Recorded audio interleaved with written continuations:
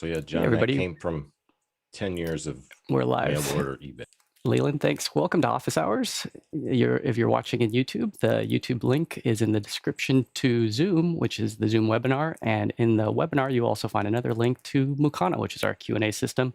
From there, you can ask questions and you guys drive the show. So this is a unique show where people ask questions inside of our Q&A system, and we're able to answer those.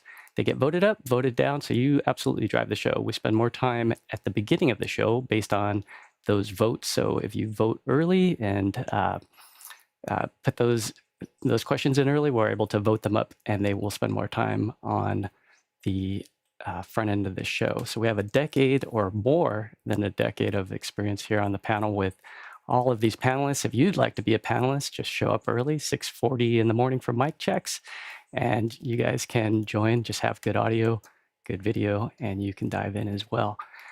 We're going to start off with Chris reading the questions this morning. First of all, I just got to say, did you say a decade? So like if That's a all of us had, if all of us had like maybe 9 months of experience in the industry. You're a TD in the 80s, so I think you get the decades by yourself. Anyway, congratulations. This is the first time you've done this? Is that true? This is the first time, yeah. In terms of hosting?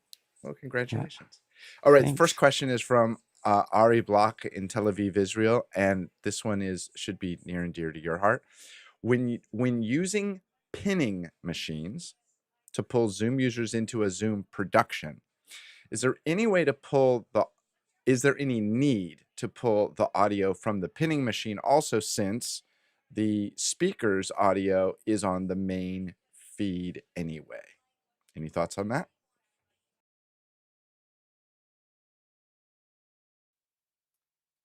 Jonas, go ahead. So there are different ways people produce such meetings. The one way is to have all the speakers in the same meeting. Then you only need to pull it once. Or maybe sometimes people pull it for each speaker and has audio follow video. So the sync stays the same, because two Zoom rooms could have a different audio sync. And what, for example, Alex or we do in the cloud is have people in different meetings. So you get the isolated sound from one person, and then of course you need to record all the speakers.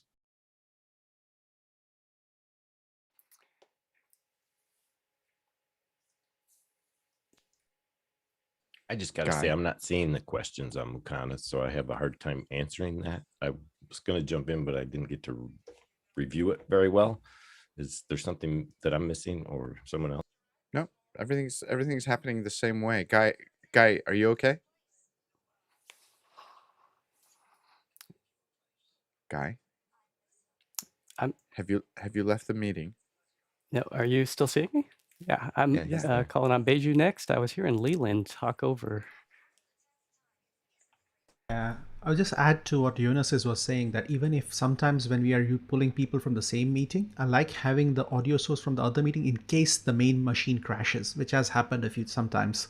So you want the backup audio coming in. We also had a couple of events where we needed to switch over some of the machines to a second meeting quickly. So we were doing a rolling switchover. So having the audio from the multiple machines gave us the option that we could just keep one or two machines, maybe the secondary machines on, get the audio from there, and then switch over to it. We just have to make sure that the wrong audio doesn't go in at the same time. So you need to do your testing first properly. All right, Chris, you got something to add to that? Yeah, what I would say is that what we do a lot, or a technique that actually can work super well, is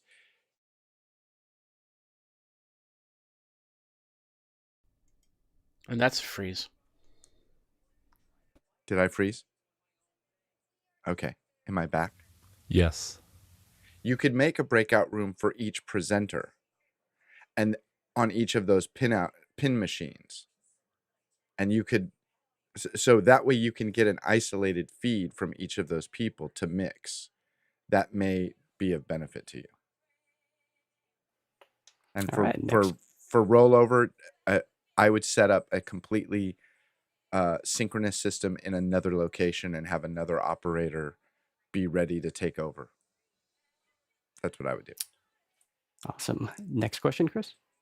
The next question is from Shirak in Dallas. He says, using a Pyle 4-channel sound mixer, I'm getting a lot of static noise when plugging my headphones into the headphone jack. How do I get rid of this?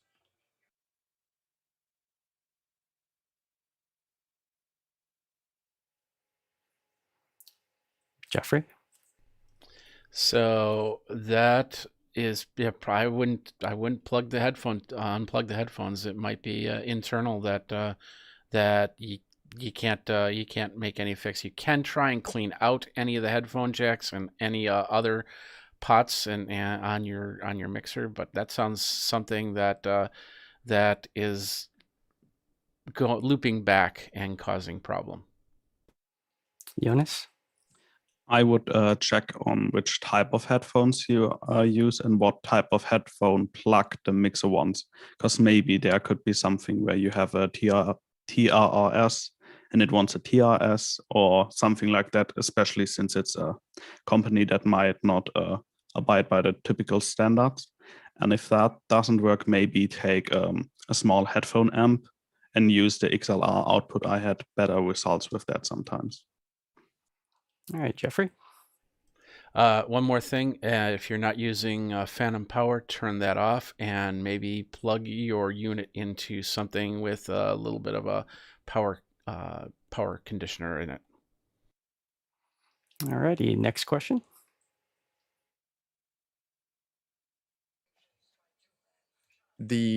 Also from Shirak, he says, for an upcoming sports live stream, I'm pushing up SRT into the cloud. What latency should I set? 1,000 milliseconds seems to work fine, but should I increase this for more stability? Jonas? Beiju? Beiju? Go for it, Beiju. Yeah, Chirag, we've been discussing this before in the post shows as well. What a High Vision suggests is normally 3 to 5 times your RTT return time. So 1,000 depends on what you're getting. Normally, you'll be getting anywhere between 50 milliseconds to 100 milliseconds, sometimes 200 milliseconds if you're doing overseas. So 1,000 works really well. One thing, if you're sending, depends on your connection. If you're using mobile internet, it often is higher. And if you're mixing multiple sources in the cloud, like maybe something from mobile, something from a hard line, then you probably want to take your longest return time, multiply that by 5, then use that for everything. So everything stays more or less in sync. Jonas, you want to add to that? Yeah, so you want to maybe put it higher, but specific on your use case, since you're going to send it down back again for the commentators to comment on. I think 1,000 milliseconds should be totally fine, especially since you already have figured out that your internet connection is stable. If it would be on an unstable, I would put it higher so the protocol just has more time to get the packets that it lost again. Perfect. Next question, Chris. From a guy named Guy Chatrain. Oh, that's you from Seattle. Pre-show discussion involved digitally archiving family photos and video. How best can we store, share, protect these memories?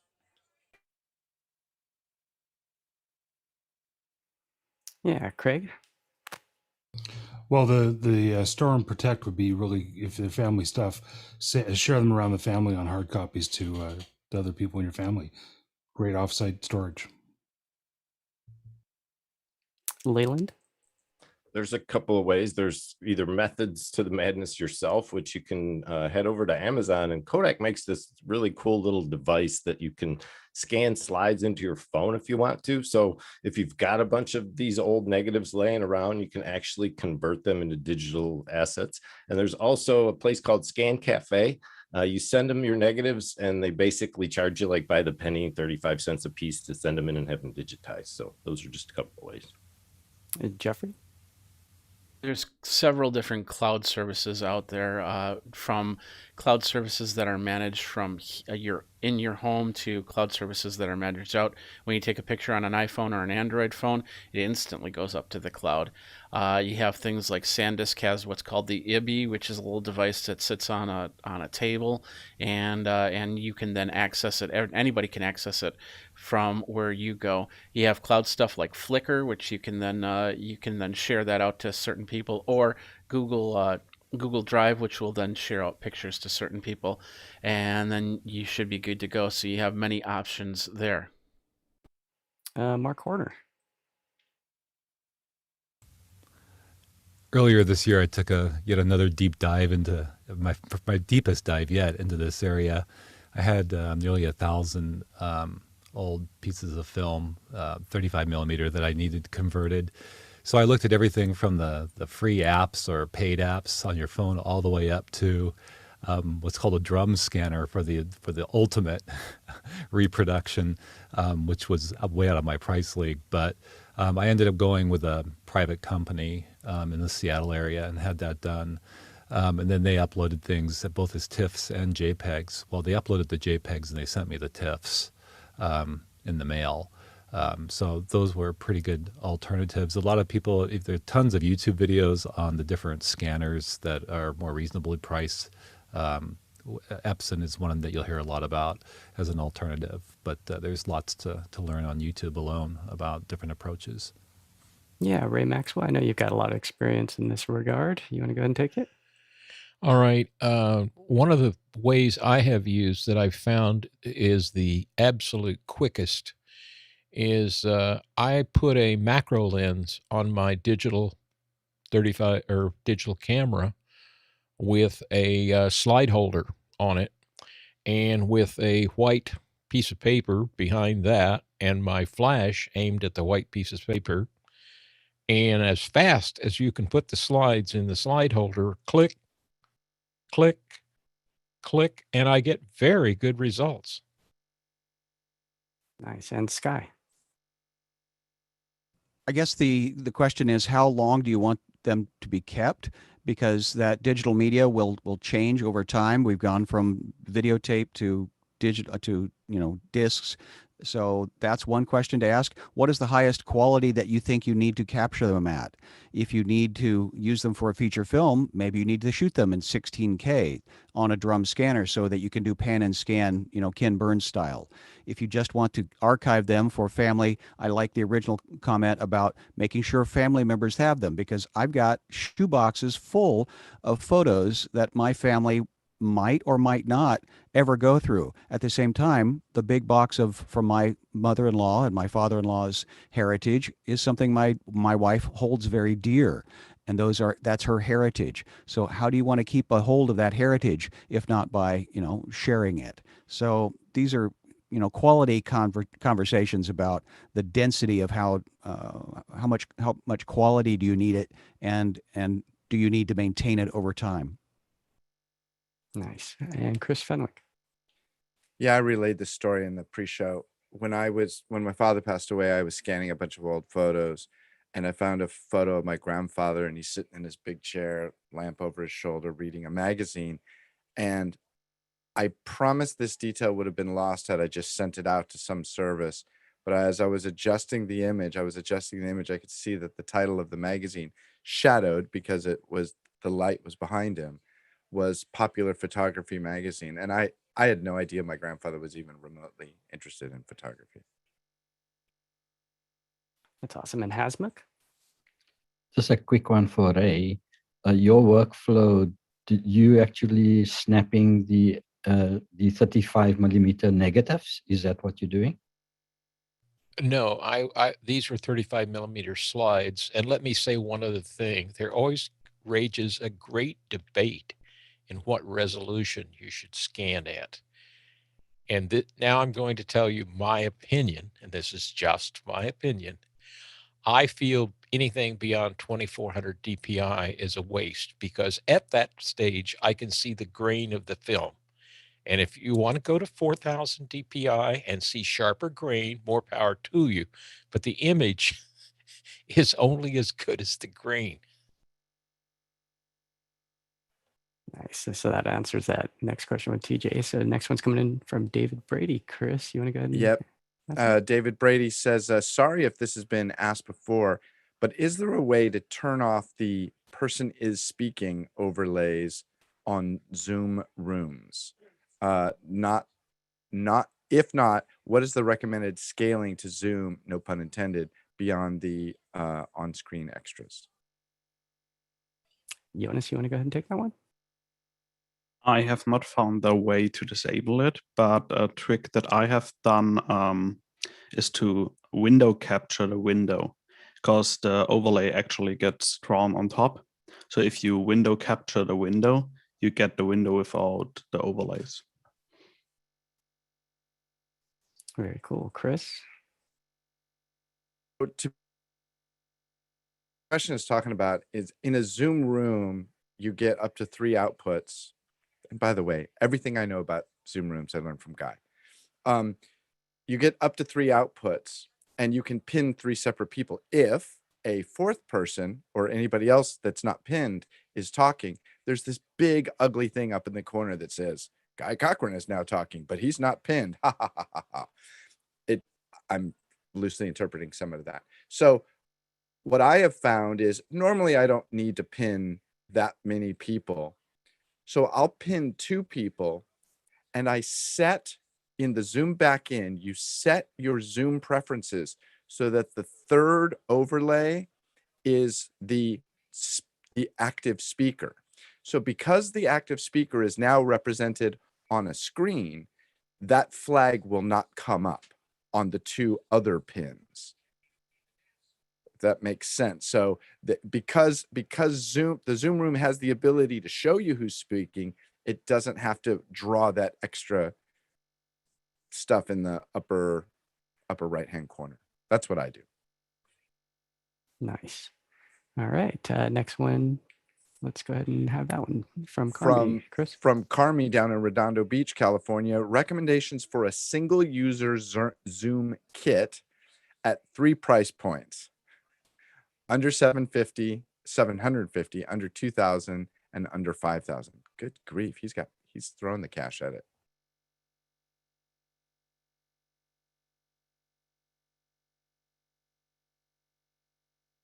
Let's go Jeffrey Powers. Zoom kit to do what? That's going to be the biggest thing. I mean, you could get a laptop that'll cover this under 750. But I'm just kind of curious what your ultimate goal is here. I believe he's going for like remote contribution type kits. What would you send to somebody or get a teacher, assuming that they already have a computer? So basically, if 750, we're talking mic, camera, maybe a light. Does that change it? You gonna take another run at it, Jeff? Well, yeah, sending out a $750 kit for somebody is kind of low. 2,000 is definitely doable with a small PC like a B-Link by Courtney, or and of course $20 to $30 LED light. Microphones, you can get those for under $100 wired, and wireless, of course, you can get those under about $250. So that would be your best thing for $5,000. Yeah, definitely a ATEM Blackmagic combo with probably a small mini PC that will allow you to control the ATEM Mini, and or even a Brio right there. All right, Charles, Clem. Yeah, I actually agree with Jeffrey.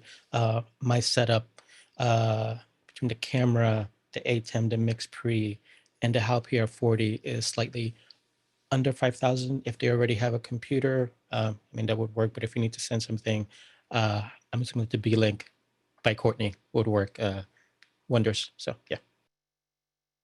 John Preto. Roscoe has a list called the Gold List. He's built all these already. We built them for our company. We have a bronze, a silver, and a gold. And the bronze is posted somewhere on up on Discord. But we've got these packages put together, Carmi, already. I would hit up Roscoe in Discord.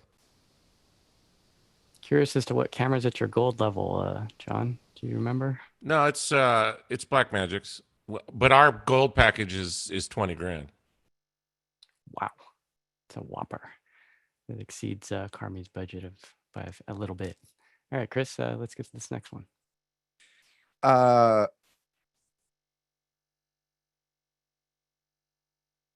You're muted, Chris. I think I actually triple punched that time. Gabriel Lasordo from Milan, Italy says, please read the note. I'm sorry, don't know where the note is. I need to live stream an interview with two people sitting 5 feet apart. I have an X32. This sounds familiar from yesterday. And two Sennheiser. This was from yesterday. We asked for more information, so that's where it's coming from. Two Sennheiser G4 lavalier microphones at my disposal. What setting would you use to prevent audio from speaker A going into speaker B's microphone and vice versa? Note, I already asked this question yesterday. Thank you. But I had worded it wrong. I wrote record instead of live stream. Sorry. The interview will be live, and I'd like to know if there's any way to avoid the two mics from bleeding into each other. Leland. You could try gating the microphones through the mixer and see whether or not the lower end volume coming from the other speaker can be filtered out so that it doesn't show up on their mic. Tommy. Yeah, I don't know if it's possible to put a actual baffle in somewhere in between. That would be out of camera. That might be one choice, and gating is another solution. Jonas? It really starts with what type of microphone you have, because there are microphones that are like omnidirectional, I think it's in English, that capture the sound from everywhere at the same loudness. But then there are microphones that you could direct to the person and it would catch the sound from one direction more than from the other ones. So you might need to start at the microphone level and check which microphone you have and how you could place them to only capture the sound of one person. All righty, Craig, you're up. Yeah, I think part of the missing information here is why do you want to isolate them that much? A little bit of bleed is not normally going to be a problem unless you're going to do something like the person actually asking the questions in the room is going to be replaced by somebody else later, like that audio. So I think that's something we need to understand too. All right, Beju. Yeah, I believe the X32 has AutoMix, which is a clone of the Dugan AutoMixer. So you could use that basically to bring it down a little bit to reduce the bleed between the two inputs. Was that a checkbox, Leland? Was that like good answer, like Family Feud or something? I just saw. It's funny. Jeffrey Powers. So I do this all the time and in really weird rooms. So basically try and get them as apart as possible. The most that you can do, what Jonas is talking about with getting rid of the omnidirectional microphones for something a little bit more direct is a good idea. Make sure that those lavs are at a good point so they're not too high so the chin could be blocking their voice, but low enough so they can not too low so it doesn't catch more of the room, so you can turn down the gain and be able to just get the voices. And of course, the body's going to block a lot of the sounds going back, but it's always a good idea to do some sort of sound treatment throughout the room to make sure that any sounds that do bounce around, especially in corners, can get cleaned up, and that way it won't travel into the other microphone. Next question. Or Chris, did you want to add to that before reading the next question? Yeah, Get Smart, they had the Dome of Silence. You might try a couple of those. That's an old reference. You could have the people sitting back to back. That may help. No, I think I'm kidding. I think 5 feet apart, I wouldn't worry about it at all. I would put the mic about right, optimally placed, maybe just a touch higher. I don't think you have anything to worry about. Let's go to the next question. Sorry. Sorry for the very obscure 60s reference. John Edelson from Monterey says, does anyone have an internet fail checklist, like a pilot's emergency checklist, both for the network and for the program? And I could explain that if somebody doesn't come up with what one and why I'm looking for it. Yeah, John, go ahead and please expand on that. And then Jeffrey's raising Jeffrey his has hand. his hands up. Let's see if Jeffrey. Go for it, Jeffrey.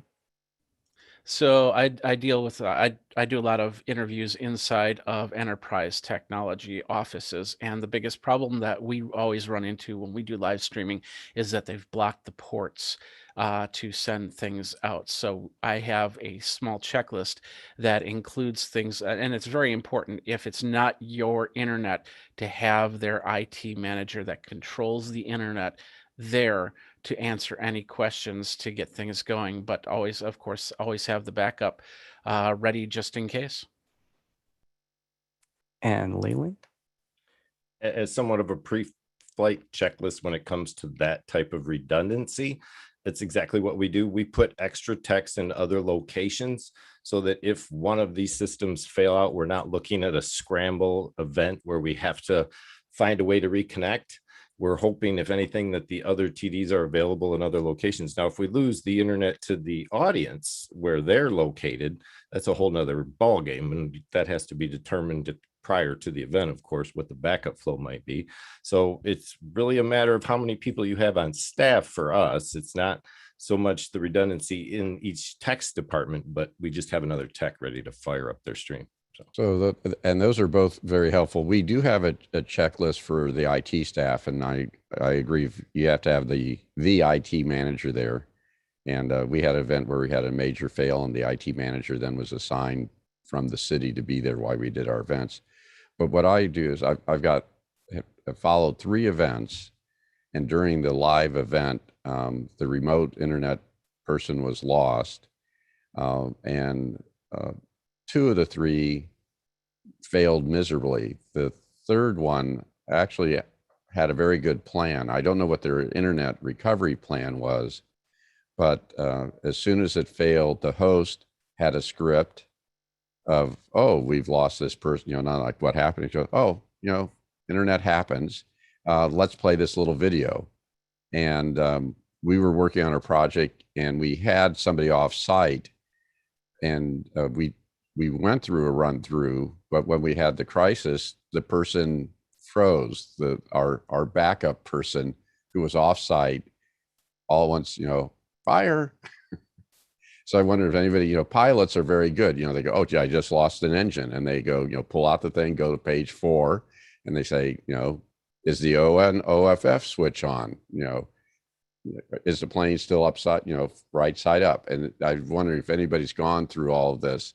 Is the coffee falling out of your cup? If so, correct.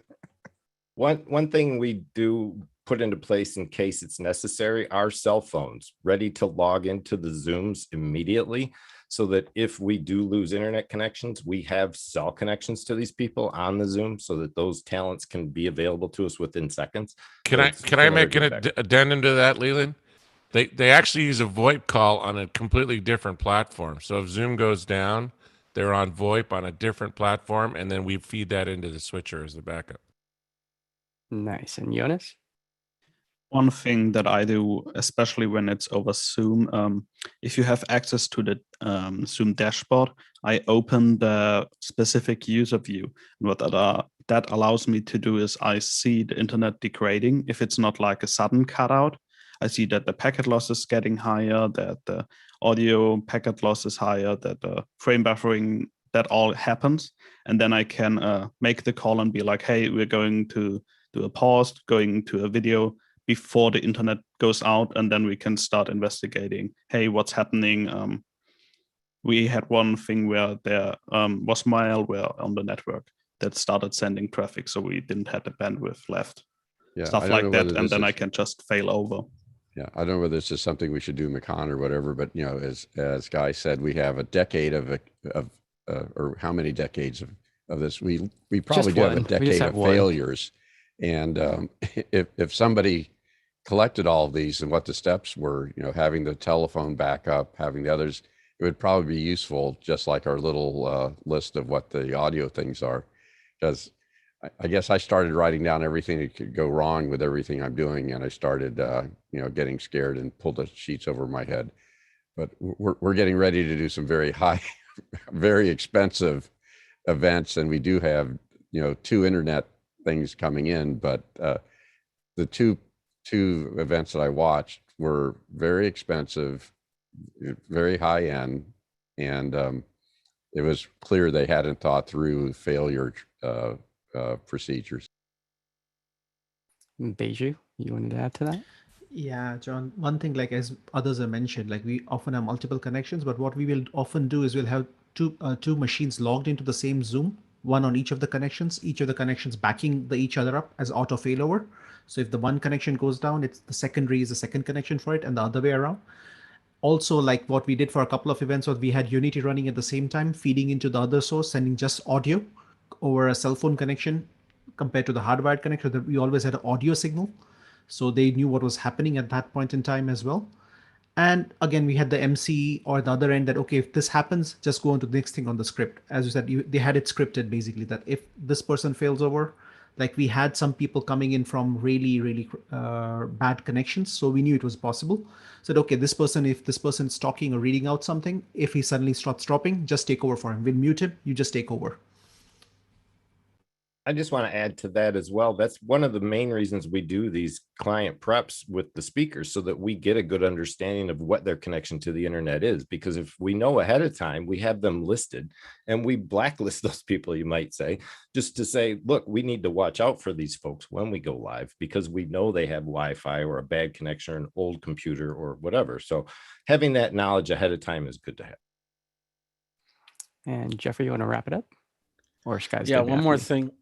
One last thing, and that is budget. Make sure what your budget is like, so you can have the checklist for the higher end stuff as opposed to lower end stuff, because then you can budget in a live view unit just in case you need absolute failover without any problems, or if the budget's low, you can prep them and say, hey, if things go bad, things go bad. There's not much we can do it on our end. So put that into whatever checklist you put together. And Sky? No, John, I love the checklist. It's particularly to a pilot's point of view. And see, I'm looking at Chris Fenwick because he's my quota keeper of quotes. And I'm going to use my one quote, at least for in this next 5 minutes. Don't do it. Save it. Plan for rain. Be happy when the sun shines. So there, I'm out. I'll top his. I had a friend that he did a lot of events, and his was anticipate problems and solve them before they become real. And so what he would do is he would actually literally pull the plug on you and just be like, what are you going to do now? And so it was just that thought of like, panic, or do you have plan B? That was the NASA concept. When that event happens, what are you going to do? And they would rehearse before you went into space, and it happened. There you go. All right, Chris, let's go on to the next one. I just want to be the guy who gets to decide which cable to unplug to test his crew. Jonas Durig from Palo Alto, California, close by to me. Regarding the Behringer X Touch Mini as a control surface for ATEM switchers, using OSC commands, a few users have enabled knob and button controls across ATEM functions. It takes some MIDI commands, but seems more functional than just a software interface. Yes or no? Question mark. Helpful. And then there's a couple of links to videos. And we had a little bit of a dropout in Wi-Fi. Can you reread that from It Takes? I'll pick it up. It takes some MIDI commands, but seems more functional than a Stream Deck buttons only or Zoom OSC software. Yes, no, helpful examples. And he's got some links there for YouTube. Anybody want to grab that one? Jonas? I found that fader control and rotary control are just useful for when you need to dial down a value. That's something that I do before I start a stream. So you could basically map a lower third or picture-in-picture to a fader that you can do transparency. But other than that, I use a similar device that actually can control the audio of the ATEM. And that's pretty useful. But for cutting a show, I don't see the use of a fader. Alrighty, next question. Let's see if this works. Chris Roysden from Round Rock, Texas says, how can I fly a and out over another source in vMix like Guy does when showing computer screens? Or is he doing that with the ATEM? I know how to fade it on and off with an overlay, but curious about the fly-in transition. How do you do that, Guy? Leland, tell him about the merge transition in vMix. But there's the merge and there is also a fly-in transition. It's really a matter of which way you want to do it. So those are all set in the center between the preview and the program pane. If you grab one of the little drop down icons there, you'll be able to change it to several different things. So I could fly and rotate in or do a merge, but if I wanted to fly and rotate in Chris or do a zoom of Chris and myself, there's several of these transitions already placed in there. You just have to know where to find them and put them on your screen so that you can click on them. Nice. So several different ways. I mean, it just depends on what you're using. Chris, you're really laughing there. You got a trick up your sleeve for this? Mimo Live? No, what I'm just reading ahead to some of the questions coming, and you'll see. You'll see soon. Oh, next question. Next question, please. All right. So Gabriel, once more from Milan, Italy, says, assuming you have multiple Mac Minis to manage guests for an online event, how would you control each one? Would you use a KVM switch, a remote desktop solution, a mouse and keyboard connected to each? Mini questions. Yeah, Chris, go ahead and grab it. I'll tell you how I would do it. I'm a big fan of Apple Remote Desktop, and I would have a main machine with a big screen, at least 27-inch, maybe even larger, and I would just open up a window for each one of those machines. And the nice thing about it is it's entirely intuitive. So I don't have to flick a KVM or anything like that. When I move my mouse over window number 3 and start typing or clicking, it just takes control over that machine. When I move my mouse over window number 2, it just takes control over that machine. So it becomes super intuitive. One keyboard, one mouse. That's how I would do it. If I had a lot of machines, I might rethink it, but 3 or 4, easy. All righty. Next question. Next question from David Brady in New York. David says, when producing Zoom events and using the ATEM, how do you prevent video feedback loops? Should the switcher simply not join the meeting if only used for RTMP to a final content delivery network? Look at that. I saw CDN and I knew what it meant. Getting better every day, Chris. Come on, Beiju. You got it. Take it. Yeah, depends on this. Like normally, if you have the switcher coming in to grab stuff, we'll often have it connected to the meeting, but with the camera off, so he's not feeding back into it unless needed. So you have the option of feeding video back into it for play out or something which you're not doing from a Zoom grab. But as long as you're careful, it should not be an issue. But main thing is you need to have your video chains, your signal flows worked out on what you want. Are you feeding? Are you feeding stuff from the same Zoom back into the program? Then yeah, it's something you have to be careful about. And Leland? In most cases, all you really need to do is hide your self view, because in most times people are sharing their desktop. They're in that view themselves as part of the program view. And when they share that, their view gets taken into infinity. By just simply using the Zoom feature to hide your self view from the grid, that won't give that effect because you won't be shown on the screen. Nice. All right, Chris, let's go for the next one. +1 on self-view. Here's the one that I thought was hysterical. Paul Wallace from Austin, Texas says, what microphone, mixer board, etc. would you use to set up a podcast studio inside an Airstream trailer? Craig, you were up first, and then we'll go to John. Well, the classic response, of course, is it depends. Your budget, your intent, and everything. However, there is something that I'll throw into Makana. There's a CBC broadcaster up here, a radio host, who does a show from a short Shortbox Airstream, and there's a website where he details the entire build of making it into a studio, which is kind of cool. It's the guy's name is Terry something. The show is Under the Influence is what the show is. It's an advertising show, so I'll throw that in Makana. Nice. I wish Victor was on here. He actually owns an Airstream and he has a big mixer. John Proto. I just did an RV podcast setup. It used the Scarlett 2i2 Gen 3 and 2 Heil PR40s running into one laptop, and the thing's working spectacularly well and very inexpensive for all that gear. Nice. Jeffrey Powers. Yeah, stick with your dynamic microphones over anything else. And of course, the mixer is going to depend on if you're going to have 2 people talking, 4 people talking, 2 people and a musician or whatnot. And of course, the smaller the better. So something like the Focusrite would be something.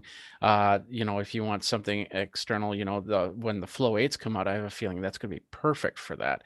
But also remember that you can also do some sound control inside that Airstream to make it sound even better. Sky Gleason. Well, again, I don't think it has to be an Airstream, but it does give you that dynamic edges versus the rounded edges versus the square edges. But you would probably rip all the original interior out and re-soundproof it and create the aesthetics that you would want of any studio or control room booth. It's just a space, right? Really cool space though. Yeah, to match the styling, I would definitely go with the Shure Super 55. I mean, it fits the aesthetic perfect. Airstream, right? Get it? And it's super cardioid too. Can we please move on? Let's go for it. Let's go to the next question.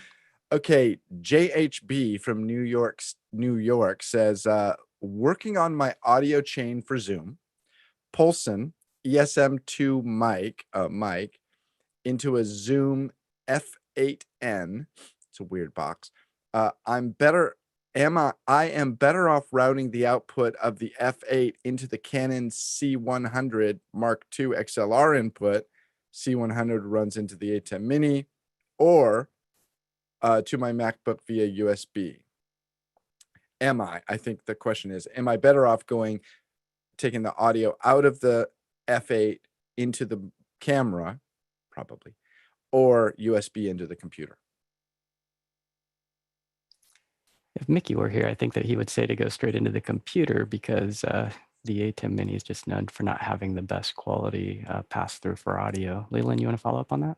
Yeah, I was just going to discuss the preamp audio situation that you're dealing with. Is the amp for the audio on the camera better than the amp that you're using on the Zoom device? Is really the comparison that needs to be made.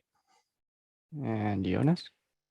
And I think that the Zoom F8N would already have a preamp in it, so there would be no reason why to go through the camera again. I would go into the PC directly. And Jeffrey? I'd actually go through the ATEM, and the reason why is because the delay can always change. If it's going through the ATEM, yeah, it can be off, but it can be fixed. But if it's going through the computer, it could change at a moment's notice. And then next thing you know, you're off and you're trying to fight a gremlin that you might even have to turn around and stop your stream, stop your program, reboot your computer just to get that sync back up. So I would go through the ATEM over the computer. And Hasmik, did you want to add to that? Yeah, the question was that if your camera is going through the ATEM and the audio is going through the camera and then into the ATEM, is it always going to be out of sync? Some folks on Discord said to me, "Well, I haven't had any problem. I don't have to do any sync issues." What's the general rule? Yeah, Tommy, you want to grab that? Well, if you're taking it from the camera in, it's going in through the HDMI. So there really shouldn't be any sync issues at all that way. Yeah, I think you're going to have the audio arriving faster when you're going direct in. And so that's another benefit of the ATEM is that you do have the delay function for frames in there. So you can dial it back if you need to. Jeffrey, you have something to say about that? Yeah, I need to clarify. If you go to the ATEM, use the mic inputs rather than going to a camera to go in, because the only time you really want to do audio box to camera to whatever is if you're running, don't have much room, and you're doing one camera. Like for instance, if I was doing a speaker with a presentation, then the audio would run through, the sync would be better. But I would go on the ATEM, you have two mic inputs, use the mic input, not the camera mic input into the camera. Beju? Just one point to clarify. If you're coming in, embedding the audio in the camera and bringing it in through the HDMI, you don't have any delay on the audio. You only have delays if you're coming in through the 3.5 mil jacks. So that's one thing to keep in mind. And Hazmat? Yeah, I just spin the coin the wrong way around, heads or tails. Conversely, if the camera is going through the ATEM and your audio is going straight through the computer, will there always be a sync issue? Yeah, Jonas? I just wanted to quote Mickey since he posted the solution in the chat. For the best fidelity, go straight to the computer. For just speak, you would be fine going into the C100 using balanced connections. So that is your answer. And I'll add one more to the mix, which is it also depends on if your AFV matters. If you need audio file as video for that automation, you would route it through the camera. If you don't need that, then you can route it direct in. Next question. Hasmukh, our own Hasmukh from Cape Town. Choosing storage for Blackmagic 6K Pro. Samsung T1 1 terabyte or 2 terabyte. Any issues? I did ask on Discord, bought the Sony Tough 64 gig SD, those the little tiny card things. Price equals 1 terabyte of the T5. Should I use the SD as a backup? Charles Klein. Yeah, I have a few of the T5s and 2 terabytes. I've never had an issue with these. I've had some issues with the SDs. Yeah, I would spend a little bit extra to get the extra space. Usually when on set, you never know if you want to get some extra B-roll. Things happen, you might not have an extra one. I've never had an issue with these. Sky, over to you. I know the ISO, you had a certain format for the ISO versus the T5 that I had, the 1 terabyte T5. So what's the formatting issue for the ATEM ISO Pro? Yeah, you can go either exFAT or HFS plus. Beju, you have anything else on that? Yeah, just one thing that some people have reported issues with the USB cables, using them with the T5 with the camera. So make sure it's a USB 3.1 or 3.1 Gen 2 cable. Don't use a Thunderbolt cable. That will not work. Hasmukh. Yeah, what I meant is that this SD card was equal in price to the T5 1 terabyte. So, I mean, the logic of using that didn't make sense because that's only 64 gigs.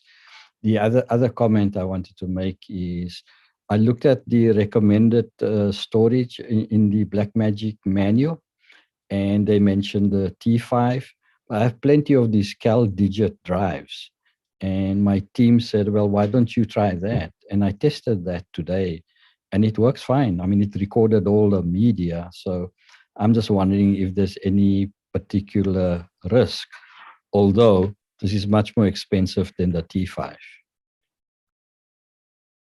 I would make sure, if I can just jump in, I would make sure, Hasmukh, that when you test it to capacity, because I've heard some people say that toward the end of the capacity, it becomes less reliable.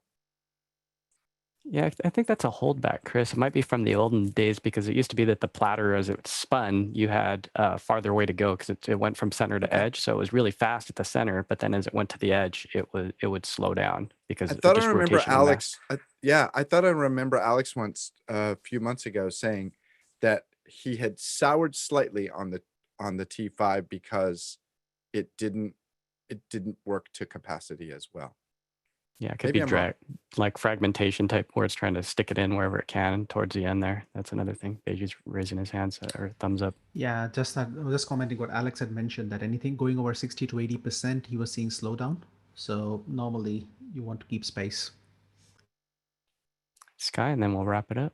Well, I know there's also different formatting on the how fast they are, or what's the different aspects of the 010, the 08, and the capacity of the throughput. And so I know that those SanDisks often have the extreme, and if you're shoving in 1920 1080, yeah, they'll do that all day. If you start shoving 4K, 12K, 64K files into those systems, they choke, or do they? I know Sony had a different issue than the Blackmagic. So, and then my Lumix. So, shoving an elephant through a stir straw. It's just testing those things before, and you can use the Blackmagic speed test, and it'll actually tell you what it'll sustain. So it does have HD, 4K, but always you want to test on the device with the codec because, excuse me, not all the codecs are the same. Next question, Chris. Aaron from Durham, North Carolina says, has anyone used Facebook at work? I think that's a product and not just a location for streaming. Facebook at work for streaming. What sorts of workflow do you use? Let's go with Leland. I have in the past, but Facebook Workplace is basically a system to use within an environment, a corporate environment, so that you have your own version of Facebook available to you privately. So the processes really aren't any different than doing it through a normal Facebook post, or through the live producer system that's built into Facebook. It's just a matter of how you want to approach it, but same system, different use. Alrighty, next question. Or Jonas, did you want to add to that before we move on? Yeah, one cool thing that Alex mentioned, since he seemed to work with it, is that when you have a lot of streaming end users in like a headquarter, that it can share the video locally without getting all the requests to an external server, which could be a problem. So that's a nice feature. Alrighty, Chris, let's move on to the next one from Ray. I like the way Ray does this. 3 minutes to discuss Blackmagic RAW into Final Cut Pro using Color Finale Transcoder. Yeah, I just wanted to say that, I have the Blackmagic 6K Pro, and I also have my DJI drone, which puts out ProRes RAW. So I want to bring in ProRes RAW to Final Cut Pro, and I want to bring in Blackmagic RAW to Final Cut Pro. And Color Finale has now outputted a plugin for Final Cut Pro, which takes in Blackmagic RAW and transcodes it into Final Cut Pro. And I just wanted to point out, in both cases, ProRes RAW and Blackmagic RAW, you do not edit in the RAW file. I mean, as soon as you adjust RAW, it's no longer RAW. But in both cases, in the background, those two things do a background transcode and bring it into your project with the settings that you have chosen for your project. In other words, like 422 HQ and wide gamut, etc. And then you're actually doing all your adjustments. You're doing your adjustments to the project, not the RAW. You never adjust RAW. You can adjust the metadata, but you don't actually adjust the file. I don't know how it works in Resolve. Somebody else can speak to that. Sky, you got something to say on this one? Yeah, well, anytime you transcode something, I'd be very curious, Ray, you bake in whatever that look is. So basically, from my understanding, the traditional phrase is you do a one light. So my curiosity is, are you transcoding a thing that you can still color correct and modify in its new iteration, in its new transcoded comment? Or okay, it sounds like you got, and I'd be curious about Charles's response. And then the last thing would be, yeah, to do a batch transcode is a very common practice, so that you can shove everything into a ProRes, because that's what Apple likes to play inside of. Okay, with with ProRes RAW in Final Cut Pro, every time you make an adjustment in the project, it immediately goes back into the background and transcodes the RAW into the new settings you've used. In other words, you're still working from RAW. You're not adjusting. In the case of ProRes, you're not adjusting the 422 HQ,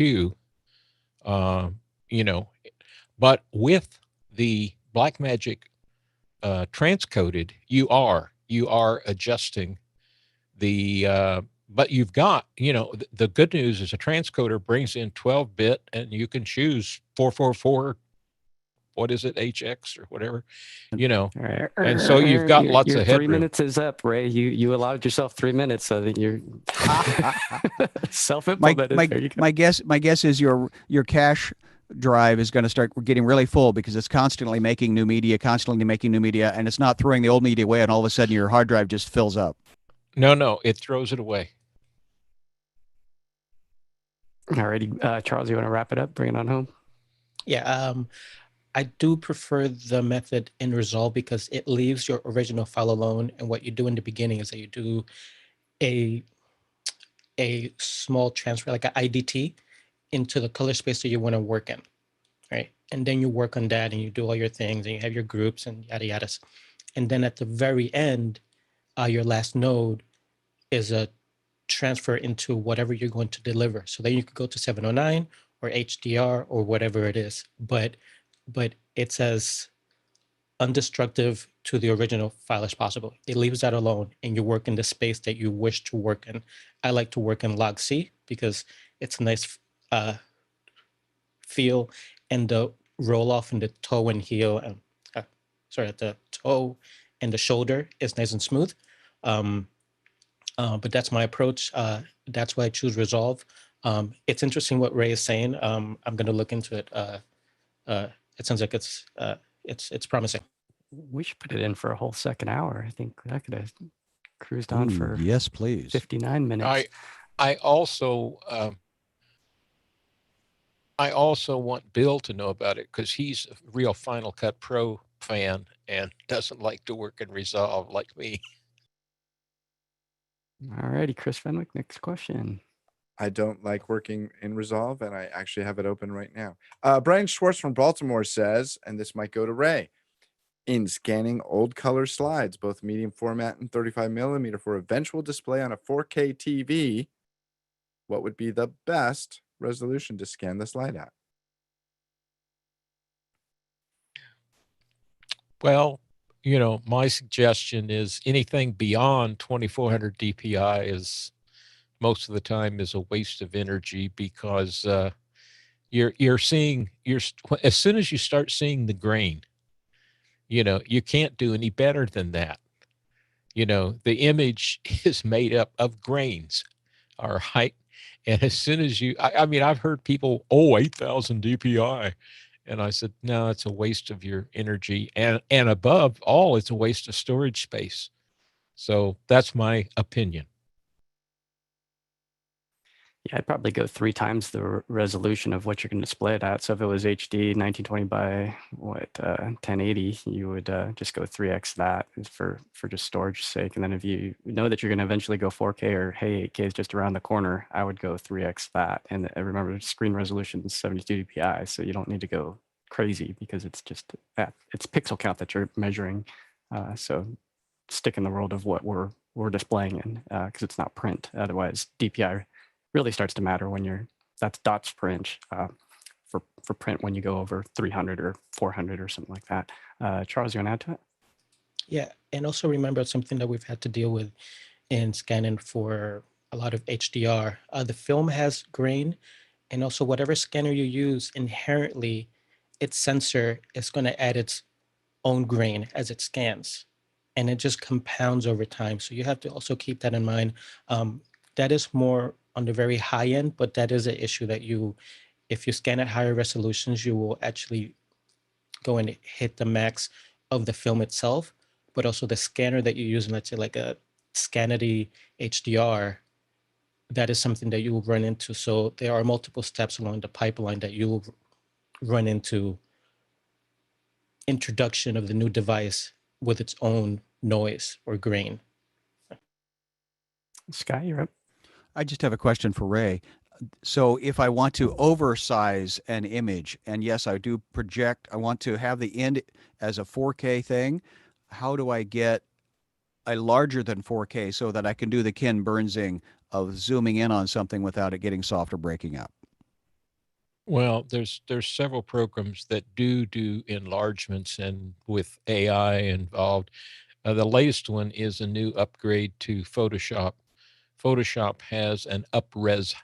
I can't remember the name of the particular part of it, but I was playing with it not too long ago. And Topaz also has an upres thing that works very well. Yeah, I had a friend that just did a lot of work with that Topaz, and it to some VHS footage, and it was amazing what it can do. It is AI based. It does some spectacular stuff. Next question.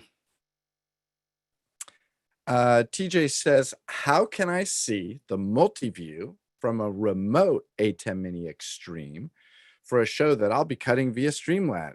Thinking of using Zoom for the low latency, but not sure how to get the multi-view into Zoom meeting. Insert shameless plug for Victor's Sunday Sax Jam here. I know how to do it. I know how to do it. I know how to do it. You know how to do it? Go ahead, Chris.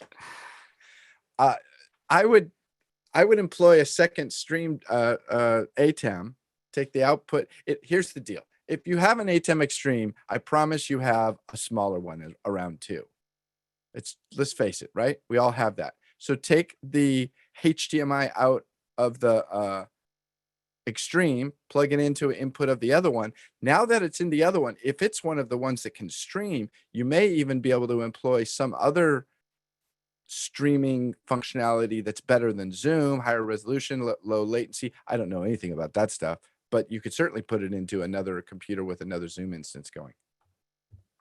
Yeah, Peter Sargent, did you have something to add to that one? No, that was the exact same path I was going to go down, because I'm actually doing that this weekend. Yeah, I'll go ahead and add OBS Ninja is a low latency transport that I would recommend testing out. Just go to Google OBS Ninja and give it a shot. It'll be higher resolution than Zoom, and the latency is really quick. Cool. Next question. Pete from Seattle says, can Jonas tell us more about the Meeting Meters project? So over to you, Jonas. Meeting Meters project is a project that was created when Guy was in a post show and was like, want to automate Zoom rooms coming into meetings. That's when I joined the project, and the idea is to have a meter that tells you how loud you are in a meeting. We have been working a long time on that now, and hopefully you'll see a working demo soon. But now we just have a beta test that lets the Zoom room join the meeting for like 20 seconds or something, and then leaves again. And we use that to test our infrastructure while you get a bump and all the benefits that occur if a Zoom room joins. Nice. And when he says bump, he means a bump in resolution. So that's one of the benefits of it right now while it's in beta test. But basically what we're testing is auto scaling as well, of how we can have these units, these Zoom rooms, like 100 of them. So I just signed an enterprise contract with Zoom yesterday. So it's moving even more forward now. So I have 100 licenses. Next question. That's a big lift. Tim Peters from Tehachapi, California says, I purchased a Brio for upper management for Teams. They use newer MacBook Pros, install the camera settings software. I think you mean capital C Camera S, because there is an app called Camera Settings, I believe. Install the camera settings software. The Brio looks soft compared to the MacBook. Was on the phone with Logitech for an hour and a half, no help. Any ideas? I watch every day, so I know what a good image should look like. Leland Best. My first guess whenever it comes to webcams is always lighting. So when you're telling me it's fuzzy or blurry, it's most likely the webcam is not getting enough light on the sensor of the lens to be able to clarify the edges on your image. Yeah, but he says the MacBook camera looks better, looks good. I understand, but are they being tested in the exact same location? We don't know. Probably. So Most people hook their camera right on the. You'd be surprised. We say that when we go to get talent prepped, and a lot of talent, we say, be where you're going to be when you're broadcasting it. They test their stuff from wherever they're at, or they go into another room or the kitchen or whatever. It's like, no, that's not going to work. So it really comes down to environment for the most part, but it could be a hardware failure. So I would recommend trying another Brio if you can get your hands on one and seeing if it's doing the same thing. Yeah, John Preto. Couple things. I would test the Brio in a different app first. I have seen Brios go bad. Mine's first gen and it does some really weird stuff. And then I use manual cam. And with manual cam, I've got full adjustments and I do have the ability to change the focus in and out. So I would try those couple things. And John Ilson, and then Peter Sargent. So we go through a lot of Brios, and like John, the other John said, there's a version 1 and a version 2. There are firmware fixes for that. So I've had to upgrade the firmware, and particularly now that people are scrambling for them, we found some very old Brios that exhibited that, and it was a matter of upgrading the firmware, and John gave me a thumbs up. So that made my day, John. Thank you. Oh, and a check from Leland. What could you ask for more? All right, Craig, you want to tail off? Yeah, no, I just have a quick sort of follow-up question to that, because I've looked for it before. The camera settings app that you guys keep referring to, is that actually called webcam settings, or is it just camera settings? Because I can only find webcam settings. Hasmuk? Yeah, for the Mac, it's webcam. The app is called webcam, and it's on the App Store. Great. All right, just a reminder today there's no second hour guest or topic specifically, so we will be going with more questions, so we can use a few more to keep the show flowing. So if you got any questions, load them on in. John Nelson. You know, the Logitech has one which is called camera settings, which you don't have to get through the Apple Store if you're on a Mac. My favorite is eyeglasses from eCam, and it has a lot of weird things. I don't have it on this because I'm through the Blackmagic, but it has overlays of birds and question marks and lets you do witness protection, but it also lets you play video out in it. So eCam. Eyeglasses from eCam is a really nice feature, and it gives you much more control than many of the other apps that do camera control. And Hasmuk, I see you nodding, so maybe you use it. I used it at the beginning of my entrance into office hours. I got quite excited, but then it became just too. I couldn't control it as best as I could. It didn't give me the kind of final resolution that I needed. What I find about webcam, it's quite straightforward, and the controls are also exactly what you need for office hours. The Logitech's own app, I found very limiting. So far, webcam has worked the best for me. Yeah, Chris Fenwick. Yeah, my favorite webcam adjustment tool is called Snap Camera, and it has the broadest controls. You can really change the image a whole lot. I would highly recommend it. Always knew you were always. I always knew you were a pirate. Leland? Just one thing on that Logitech camera settings app. There were versions out there made for the WinApp store that have been removed. There are older versions that don't work anymore in Windows 10. The one you're going to want to look for, if you can find it, I have a copy of it if you need it. I may put it up on a server real quick just so that people can access it. It's the version 2.12.8, which is the one that was kind of hidden away by Logitech so that you couldn't find it. Has all the extra settings for the camera, the gamma, the zoom correction and stuff like that. So I'll leave that somewhere in a link in Discord so that people can find that driver file immediately instead of, it takes forever to find it on the internet. So we'll go from there. All right, I think we beat that one up pretty good, Chris. That was some deep knowledge. I could do the pirate for the rest of the show if you want. I mean, it's a good second hour thing. So Pete from Seattle says, is there a less expensive option to a decimator MDHX that reliably converts video for an ATEM 1ME? I have two of them sitting here on my desk right now, and that's the one that I would use.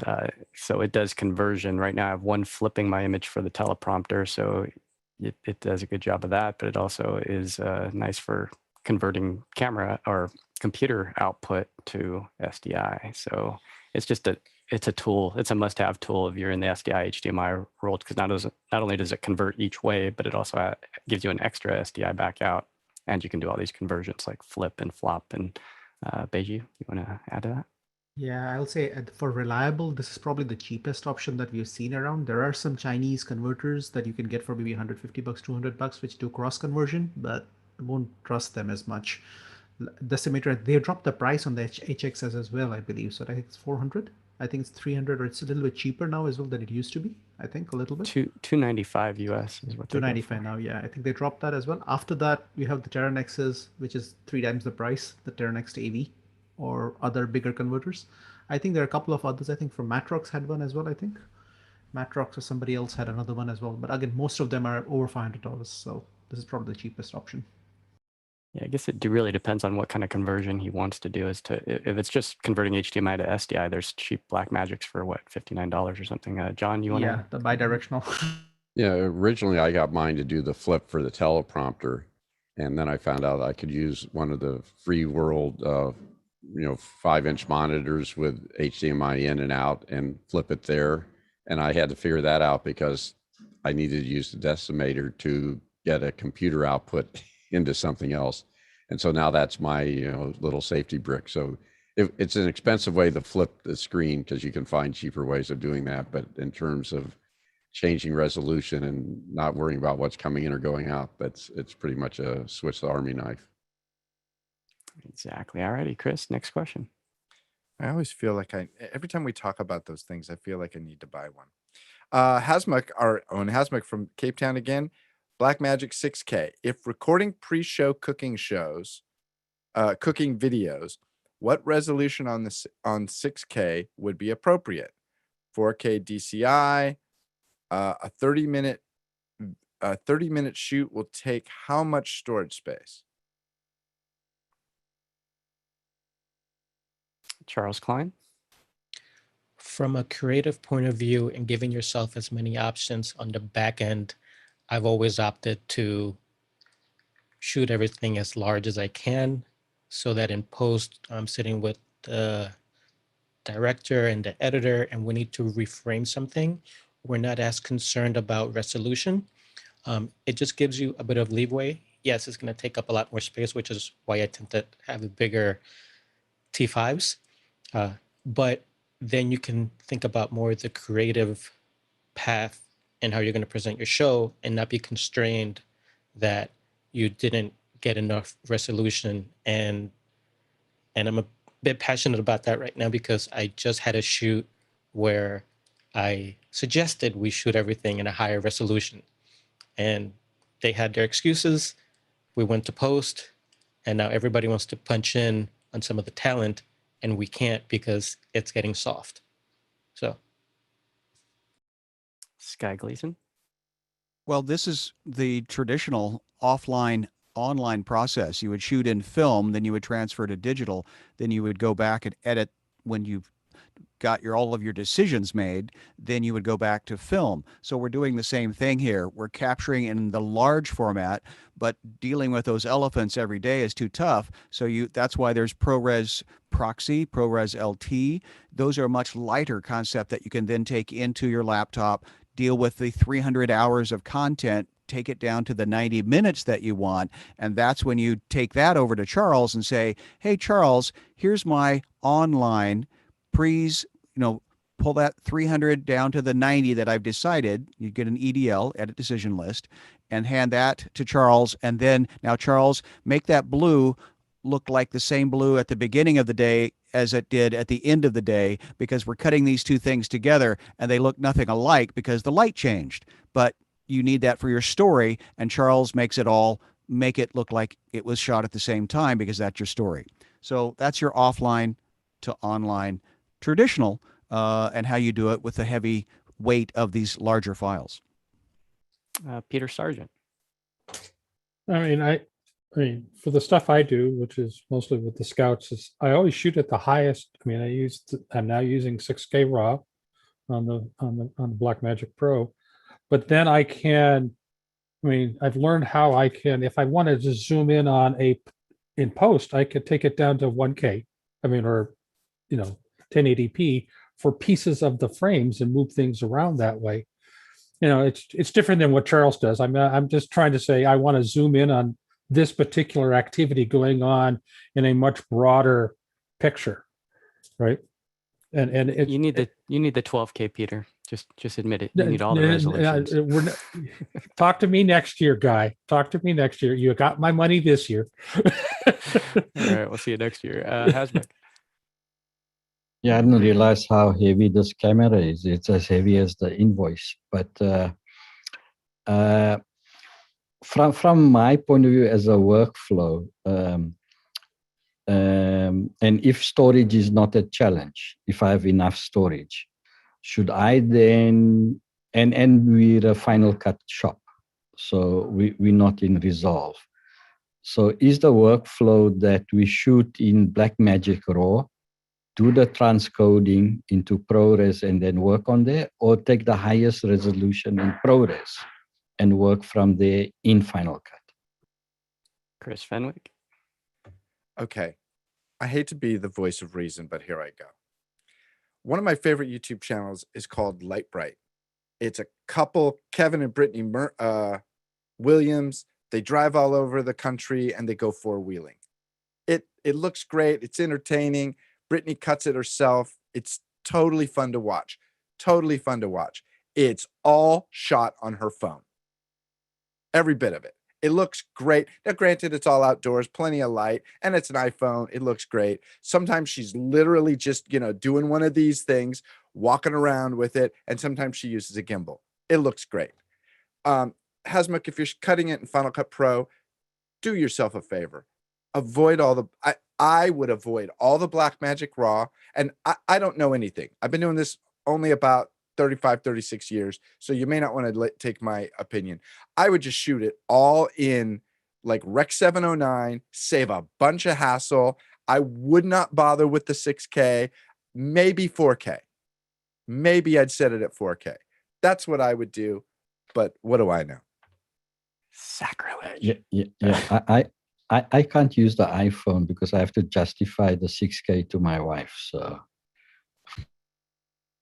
use the 6K, but set it down to 4K, or frankly, I just shoot it in 1080, but I'm crazy. But I would just shoot it in like Rec 709, so you don't have to deal with all that transcoding hassle.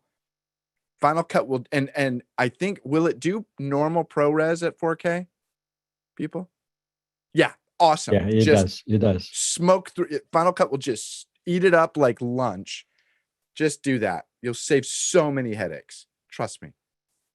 Yeah. Listen to Uncle Chris, Hasmuk.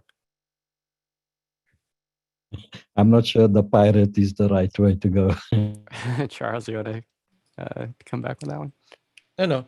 If I gotta put it, if you know your pipeline, right, and you know what you're going to be working in your delivery, and you know that in post you're not going to be needing to reframe anything, right? If you know those things going ahead, yeah, Chris is completely right. Why would you complicate your life? Now, that being said, you should have to come into that knowing what playpen you're in, right? Like, you're in this box, I like Leland. I hope everybody can see that, but us in the group. If you know what you're working with, like if you have a workflow, yeah, then that makes sense. Okay, streamline what you don't need. Okay, cut out the fat and just use what you need. Yeah, I take the approach because I have to deal with clients, and a lot of the times making decisions tends to get complicated for people. So you need to have as many options as possible. But if you know what you're working with and you're the client and you know what you're going to deliver, yeah, just make things nice and easy. Charles I is see right. Mickey's in the chat and he's agreeing with Chris. What do we got going on? All right, Ray. Yeah, what I would suggest is remember this. If you are in a studio lighting setup with one camera, set it up and use ProRes. If you are shooting with multiple cameras, indoors, outdoors, and editing it all together, shoot RAW. That gives you the flexibility to match it all. So, if it's a simple setup, one lighting setup, set it up right and do it in ProRes. Do it in 4K Peter ProRes. Sargent. 4K ProRes. 4K ProRes. So, I mean, Peter Sargent. I'll be very honest. The only reason I do it is I'm trying to learn how to do it. Otherwise, if I don't actually shoot it in 6K and start figuring out how to use the tool sets, how would I learn that? That was, I mean, because I was up until I got the 6K, I was quite happy using my Sony Handycam and stuffing the H.264 straight into Final Cut. Right. Chris, you're muted and you're going to stay that way. Yeah, I unlike Peter, who's using it to learn, I want to use it how to earn the fact that I've invested in this camera. So the context, unlike Chris's example, where it's almost like a travel log, mine is a much more controlled environment. It's a cooking show. And therefore, coming to Ray's suggestion, I'll probably end up with two cameras. And really what we want to do is possibly highlight afterwards a particular aspect of the cooking show, be it the ingredients or be it the dish. And you may want to have the best resolution to work with that in production. John Ilson. I guess my recommendation is when you're shooting raw stuff that you know is evergreen, do it in the highest resolution. We had a lot of pain when our state parks video conferencing system went from standard definition to high definition. And we had shot a lot of the videos and a lot of the things that we added to our field trips in just standard definition because we didn't have the resources. And then we had to reshoot things again because they just didn't have the resolution. But in editing stuff, we do it all at whatever resolution we're shooting at. So even if we're shooting stuff in 4K now for archive, we just go down to 1080, or we've even done some things in 720, just because our gear gets slowed down so much when we're doing that crazy stuff. And I think, Chris, your model is do it quick, do it fast, get it out, and the lower resolutions make it a lot easier. Sky and then Chris. So yeah, Hasmuk, boy, I feel your pain. Personally, if you're going to shoot two cameras, make sure you get at least 30% a different angle, so that way it actually looks like something. And also know that if you're shooting 4K and you're delivering in 1920 1080, you can then have that pan and scan capability of just zooming in on the fork and the knife or whatever. But if you're going to have a second camera, don't put one here and one there, because you've already got that. You can already punch in. Make sure you have at least a 30% difference, whether it's in height or angle. So that's a tip that I've heard as well. All right, Chris, we're unmuting you. And although my practical stance stands, I agree with you, Peter. If the challenge is, I just want to learn, by all means, go for it. But if you're trying to be practical and you're trying to get the stuff done, you could save yourself a lot of headaches. I will also say, in regards to matching cameras, when you start pulling in cameras, always try and have the same camera if you can. and Same go through same every model, same. go through every single menu. I can't tell you how many times I've been with people. Whoa, that's an awesome freeze frame. Oh, I'm sorry. I said, I can't I always make sure that everything is set up the same, because I've worked with plenty of professional with tons of experience who come back with like, oh yeah, one's at 4K, one's at 1080. Sorry, I messed up. Like, are you kidding me? Yeah, decades of experience. So now that we do know that he is trying to earn from this production that he is starting, I would, and this is me personally, I would look at, if you're doing a cooking show, what are the top cooking shows that you personally like, that you're trying to model yours after? What is it that they're doing? What is the pacing that they cut at? What colors are they using? Why is it? Try to discern what are the things that they use and ingredients to create what they're using visually. And then try to get yourself up to that level. Because if you're trying to earn, you're not trying to be a baseline generic where you're just kind of like testing it and you do it. If you're going to do something to earn, shoot for the very top. It doesn't matter if you hit it or not, but at least the higher you shoot, if you come, if you land right below it, you'll be much further along than most people. And since constantly we're improving cameras and production, I mean, it's a cooking show, but now you have like full teams doing cooking shows in production from somebody's house, right? This guy's doing that right now.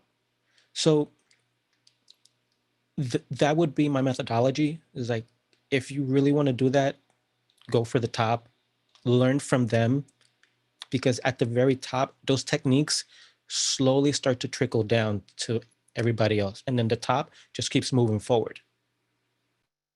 So on that note, if you're trying to figure out what lens that is that we're using on Mad in the Kitchen because you love the look so much, it's the Fujinon Cabrio 20-120. There you go. All right, Hasbek. Wow. Bring it on home. No, it's fantastic to have this diverse opinions in office hours. That's something very refreshing. I was looking for a straightforward direction, and the diverse opinion sometimes confuses the hell out of you. So I'm gonna have to watch the show again and figure out. It depends. All right, next That's question, right. Chris. Let's move along. Our own Sky Gleason says, Matt in the Kitchen does different types of internet presentations. This came up in the pre-show. As the producer of these presentations, Sky would like to know, I love the way he talks about himself in the second person like that. Sky would like to know office hours thoughts about the different audience expectations between a show and an event presentation. Thank you.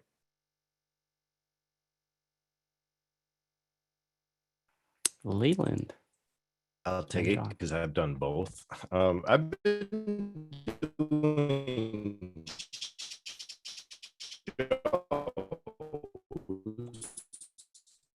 Like the bionic man. You're breaking up, Leland. We'll come right back to you. Leland, we're going to move over to John because you're coming through like probably 2012 on Hangouts on Air, Facebook, continually. Yeah, serial broadcast.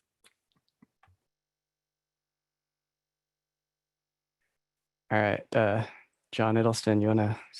Yeah, I'll pick up because we've talked a lot about this again with our state parks, and we call it the posture. And the posture model is: are they sitting back, listening, or are they leaning in, participating?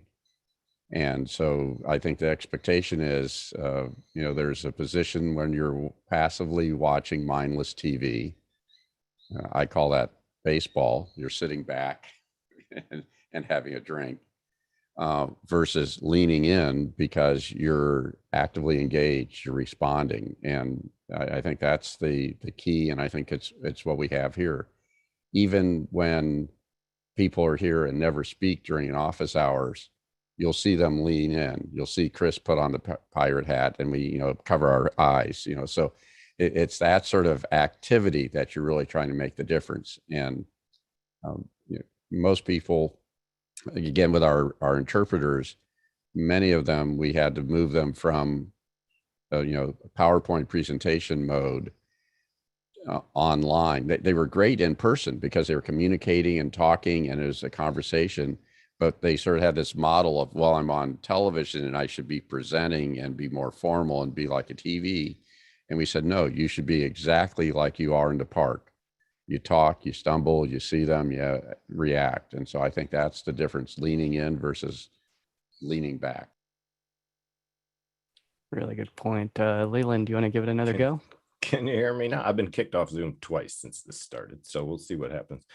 Yeah, I think John hit it pretty well. I heard some of that, but it is kind of that, you know, are you broadcasting out to just be heard, or are you trying to engage? So an event is typically an engagement with your community where all of that community comes together on a thoughtful mind and comes to do something that they all know well. A show is basically either someone teaching someone else something they know, or it's for entertainment purposes. Like Mad in the Kitchen is a little bit of both. It's teaching and it's also for entertainment. So that I would consider a show, not an event. Event is more of a gathering of like-minded individuals that come around maybe once, twice, you know, on a more of a seasonal basis, or a what would you call a flower that blooms once a year, perennial basis, more often than, you know, a serial type basis. All right, Scott, you want to reply to any of that? Well, this has been great because what we just did on Wednesday was with 98 teachers from across the state of Washington, and it was an event. It has a completely different aesthetic, completely different graphic. We didn't use any graphics. We didn't use any music. We didn't use any, all of the concepts that we're doing on the Mad in the Kitchen live, which was again proposed to us as a show. And so, but the confusion is we're using the same equipment, we're using the same talent, we're using the same back behind. So it's particularly in my question, I was struggling with the audience's perspective and how do I maybe market it differently in the educational concept. I mean, sorry, in the concept of letting the audience know this is going to be a show with educational components versus an event where you're going to be participating and engaged. So, and we're in this weird hybrid opportunity, and John, and we're trying the whole on Zoom experience, trying to figure out how do we educate our audience to what they're going to be participating in.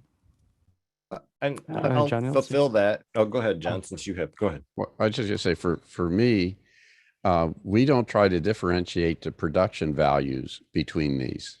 I think the production values can be the same. You could have a very engaging thing and still have nice lower thirds and have transitions and a nice opening. In fact, we do that with a lot of our events. So it's not, I don't think having those higher production values or things that you might see on a program distract from a highly engaging interactive event. I think what happens is sometimes you say you're going to do a production or show, so you put all that emphasis in it. And then when you're doing this quote event, well, it's just a Zoom meeting. Well, I never say it's just a Zoom meeting. With our teacher ed program, our faculty, we said, always have a clean background. You may just be having a meeting with your student, but that's what you're doing. And so I think it's not a production value. It's really, you know, the engagement. But I think it's great to have high production value, good graphics, even whatever you're doing. And just to follow up, that's similar to what we did with the pro event for the Major League Soccer, was basically their annual event for the referees to get together and discuss playbacks and all kinds of other strategies, what to do during COVID, all those types of things. But it wasn't really intended for a standard viewing public audience. It was just intended for the referees to sit down and get together and discuss strategies. So what you're doing in Man of the Kitchen is very similar. Are you sitting down to discuss strategies and move ahead to build a show, or are you looking to have one-off events every so often where the public can join into that event? So it's really a matter of showing versus bringing people to an event. All right, Hasmek? Yeah, just to help Sky with the thinking on the genesis of the cooking show that Damianti is trying to do. It wasn't decided that we're going to do a cooking show. It was more people asking us, can you please teach me how to cook in a particular paradigm, which is I want to eat healthy. I'm trying to cook, become vegetarian. So it's a particular niche that a niche market or a niche set of individuals. So we didn't have to figure out what the audience wants. We had the audience telling us what they want. And that's really how the show was put together. Yeah, thanks for sharing that, Hasmik. I found that to be the case as well. When you have people knocking on your door, whether it be for a product or an idea, that's always the gimme that, hey, we should do something about this and move forward, rather than you're forcing something on an audience. And after a while, you're just like, hey, you need the feedback. And I'm glad that you're here to ask for it, because I mean, that shows how grown up you are, Sky. And we got a great panel here with decade of experience, right? More than 1 decade. I think we got a few. So, and thanks, Hasmik, for really sharing that, because I do love what you're doing. I mean, it's amazing to see just how genuine your wife is in her replies, and it feels like a discussion, and it feels like we're involved. And so when it's a show, it feels just like, yeah, to John's point, we're just sitting back and we're watching a show, and we don't feel like we can really drive the show at all, versus when we're in with Damianti and we asked about the quality, the flash point of the oil, it's a different thing, because she could speak to that, and it just changed the show. I mean, it could radically change the show depending on the question that's asked. John. Well, there's two things. One, I want to know when the cookbooks are coming over so we could get them. You know, I need to eat healthier, and my doctor's advice was, you know, for eating healthier, he said, if it tastes good, spit it out. And, and so I want to say the things that we cooked with you not only tasted good, but was healthy for us. And so I think you've got a good audience there, and get those books over to the guy so we could get them here in the States. Well, Guy did agree with Alex that he's happy to do something about it. So I'm happy to ship these to Guy as soon as I can. Ship them on over and we'll get them distributed. All right, Chris, let's go on to Jonas's question. Next question from Jonas from Reutlingen. What is your favorite DAW, digital audio workstation, for live stream audio? Chris, and then John. I would say in its name, workstation implies that it's a post-production tool. My experience, and I'm no pro, is that a lot of the DAWs have a little too much latency to be used live. Maybe I'm wrong. Pick it up, Preto. I mean, the Avid system is the one that most of the people use, especially here on the Strip. My buddy wrote one of these 20 years ago. It was all written in assembly, and it smoked everything on the market back then. It was called Sound Audio Workshop, and they still sell it today. Craig Kadoki. I didn't know Saw was still around. That's cool. I use Logic because I have it. I use it, and I've used it for a lot of stuff. We've used it for live theater, playback stuff, all kinds of things. Before Mainstage was used as keyboard sampler stuff. So it's pretty well rounded. It's got a lot of functions in it that a lot of other DAWs don't have. As far as latency goes, I think it's in the same boat as everything else. Leland. Yeah, I'm, of course, one that uses Voicemeeter, which in and of itself is a DAW in a general sense. You can mix and change several buses in that software, move things around, not necessarily channel builds. But the other one I use is Harrison Mix Bus 7 and Ableton Live Lite, which is one that will work pretty well live. Mixbus isn't so much a live broadcast system, but if you mix it in properly, you could pull it off with a slight delay. Yeah, Jonas, you want to help clarify as to what you're using it for and how? Yeah, we are working on getting something in the cloud that can mix it, so the delay is not the problem. We just want to have something that's not a physical mixing console. I'm pretty sure Harrison's Mix Bus 7 is on sale right now from the normal $300 and some to like $89 if it's still available. There you go. Next question. Next question is from Talak. He says, with a fisheye lens, what methods do you use to keep light from scraping across the front of the lens? Flags, lens hoods, specialty matte boxes. How do you Charles do that? Klein? If you're in a large set, I like to use the Matthews thing that you call it the floppy cutters. I have a few of them that are 4 feet by 4 feet, and they open up to 8 feet by 4 feet, and that way you can shape the light. If you're in a smaller set, getting a matte box, I personally have a Tilta matte box for my 6K, and it's great just to control what is affecting the lens from the side. Also remember, it's very important to shape the light because essentially that's all you're working with is light. So if you can control that light and keep it from affecting your lens as much as possible, it's, that's the main thing that you should be working on. Yeah. All righty, next question. Next question from Robert McRae from Dallas, Texas. He says, any thoughts on the new world's first NDI teleprompter from Telescript International? And then there's a link to it. I don't think anybody's got a chance to play with that one yet. Might have stumped us on that one. Call That's Courtney. Rupert, not Robert. Call Courtney. All right. We might have to table that one and then come back to it another day. I'll take a look at that after, Rupert. It's ndi.tv if anybody wants to look. Do we have time to take a look? Man, we should probably move on. Let's cruise. Next one. Next question is from Edwin Ruiz from Chicago, Illinois, my hometown. I own a company that offers live stream and media production as most of the community also do. Can the panel talk of strategies of forming alliances with others in your area rather than looking at them as competition and how they've started the conversation? Scott, you want to grab that one? Well, I'll start the conversation.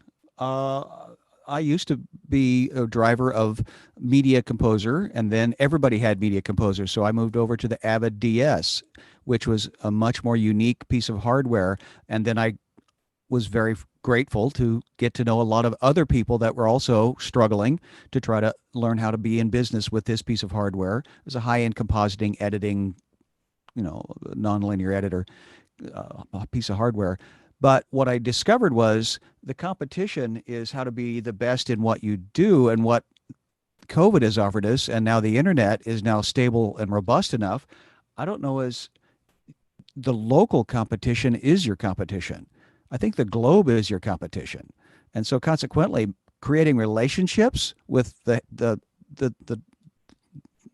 nodding puppy over here, the Chris Fenwick head nod, that's a relationship. The Jonas that has a skill set, that Ray has a history and ability, that Hasmuk has creating something. So I'm thinking to think outside of Chicago, and what is media production in today's universe is what I'm starting my conversation about this question.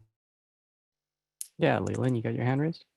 Yeah, normally there's local ombudsmans or business building communities in your area that get together for powwows in the morning. Believe it or not, there's still a lot of that networking going on in your, what do you call that? The business community at the core of your city. For some reason, the word's slipping my mind. Chamber of Commerce. Chamber of Commerce. Thank you. Chamber of Commerce is usually a great place to connect with people where those in that immediate area are looking for particular services or help in that particular field. Of course, you're going to find a lot of people that don't know how to do this. So that'd be my first start, and connect with those people.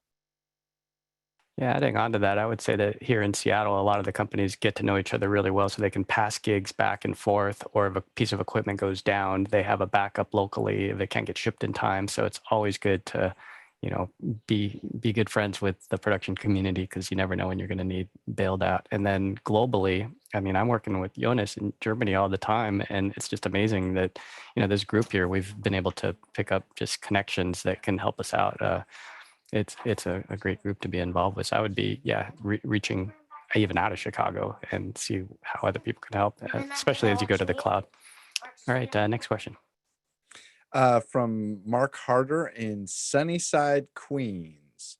The Blackmagic Extreme ISO only records the program audio on all of the ISO video feeds, correct?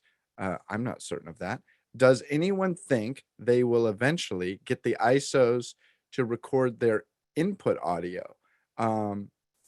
Would that be a firmware thing or a new box? Weighing pros and cons of purchasing one. That's a really good question.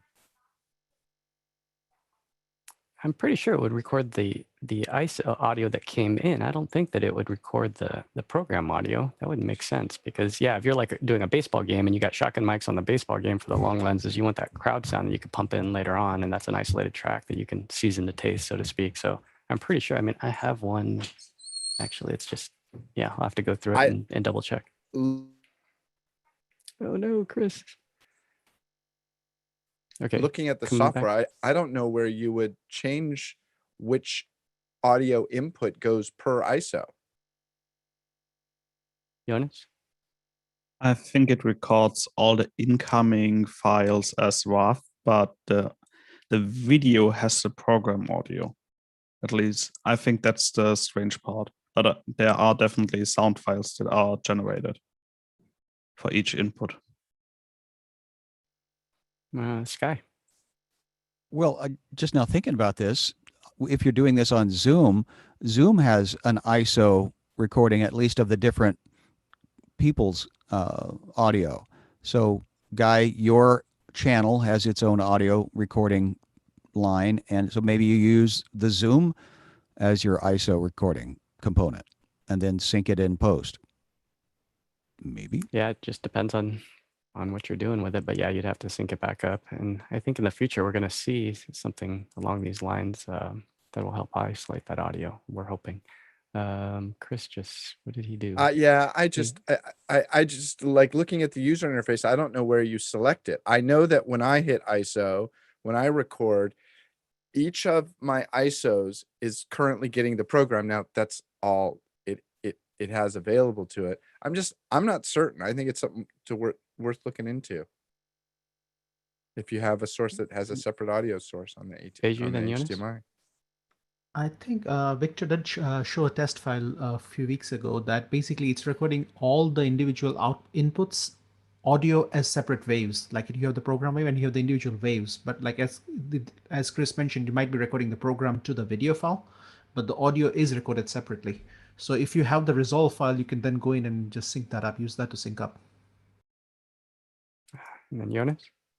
Yeah, exactly. I just opened a record I did, and there you have the video ISOs. They have the program audio, but then you have the audio source files, and here every input gets recorded. So you have ISO audio, but not with the video, because video only gets program audio. Yeah, and when you open up that resolve file, can you open it up, Jonas? Those should all drop in automatically and be attached, correct?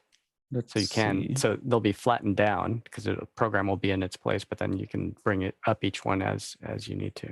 You shouldn't have to import each of those audio files individually. They should already be in the timeline. And Sky, you want to, while he's booting up, you want to discuss? No, sorry. I was trying to pin Jonas. And here we go. Back over to Jonas when he starts talking. Jonas. I don't see the audio ISO files being imported. Wow, so you got work to do, but at least the time code's there. I mean, that's the beautiful thing is that the time code will be there so you can drop them back in, but I would have thought that it would have put them right in. Alrighty, next question. Shane Foley from Ashland, Oregon says, I really like Soft Vellum's Lyrics broadcaster for getting mobile SRT into vMix on AWS.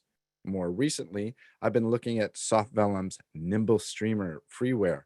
Does anyone have any experience with this self-hosted solution? If so, would you mind sharing your experience, practical pros and cons? Jonas. I used it a bit. What you really need is the controller, the VMS panel to control it. Then it's pretty easy to use. But if you want to dive deep into configuration files, you can use it for free.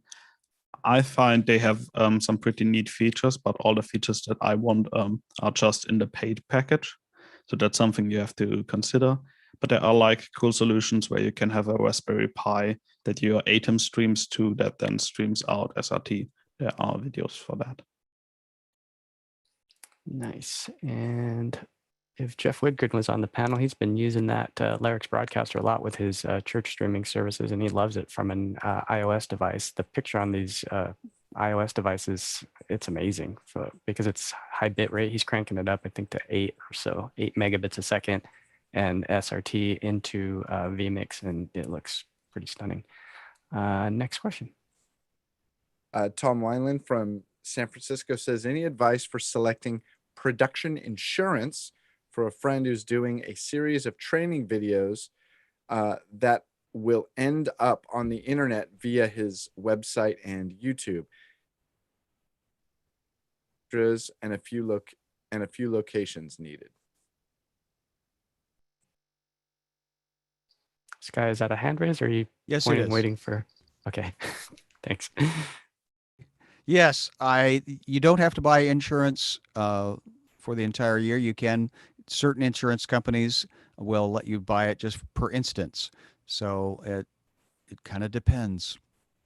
And also into state and region that things will change. All righty, next one from Nick Bacon. Chris? Yep.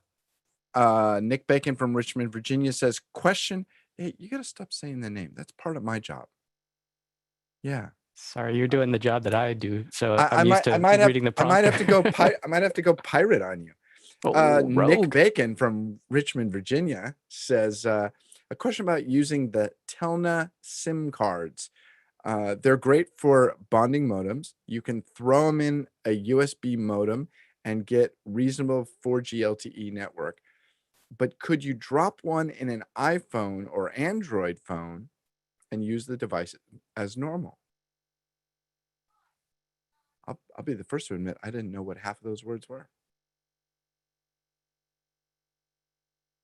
Leland. I would suspect you'd be able to use the network services via the Wi-Fi, but you're not going to be able to place calls with a standard telephone number off the phone is all. Yeah, Peter Sargent.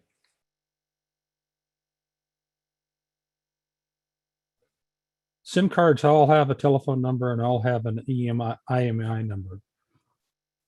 But will the carrier honor it is a different question, because they also know the device it's coming from. I mean, they can actually tell where it's coming from when it's plugged in. Beiju? Yeah, I suspect as it's a data-only SIM that you will be able to use it in a phone for data services, but if you try to put a phone call through, it will not happen. Like I have a plan which I have an extra data SIM. I can put it in a phone and I use it just as a data modem, but I can't place calls from it. So I suspect that's probably a restriction on the service. Yeah. And I would say that's actually, there is a phone number there, believe it or not, Beiju, but the carrier is saying, no, you're not allowed to do that. Alrighty, next question. The last question we have is from our own Laura Thompson in Beaumont, Texas. Microsoft Teams Live View lets the participant control their view of a PowerPoint in a Teams meeting. Microsoft claims this will help with accessibility. Is it enough? Will any other platform do something similar? Note, I feel that this could be done different or better in an office hours first world. Is it even relevant? This might be a question for a Sunday show. Alrighty, Chris. I think the whole accessibility thing is really, I've learned a lot about it in the last several years. One of my clients actually got sued because they took advice off of a website and claimed that they couldn't read the disclaimer because the color of the disclaimer on the website was too close to the color of the background. So it wasn't contrasty enough. Well, I never saw that. And they won the lawsuit. So I don't know about this feature specifically, but if it sounds like they're allowing you to kind of zoom in and be able to read the things that are hard to read, maybe that helps. But if you don't have sight, you know, I mean, there's a lot of there's a lot of issues with accessibility things. It's just super scary to me. And Jonas, you had your hand raised on that one?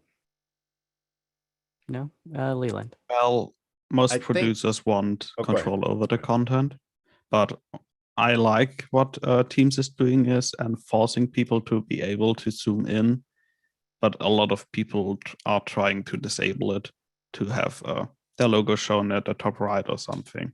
That is an issue with Teams right now, but I think a lot of more software should be accessible to everybody. Nice. And Leland? I might be seeing her question differently. I'm hearing that she's saying that the participant, the viewer of the PowerPoint that's being presented, has the ability to see that part of the PowerPoint that they want to see. That is available here in Zoom when somebody's doing a screen share. If you want, you can move around and zoom in on that screen share. So if that's what she's referring to, they are available in some platforms like that. That's what I got when I read the question. Maybe I'm incorrect. Peter and Beju.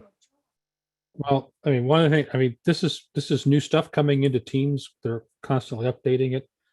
One of the things we discovered at work where we use my day job, where we use Teams, is not only does it let you zoom in on pieces, but it lets you page ahead, because it's that, which can be very disconcerting if you were actually trying to build a story. And the audience can actually just page ahead and page through everything before you get to the punchline. Right. That's crazy. That's insanity.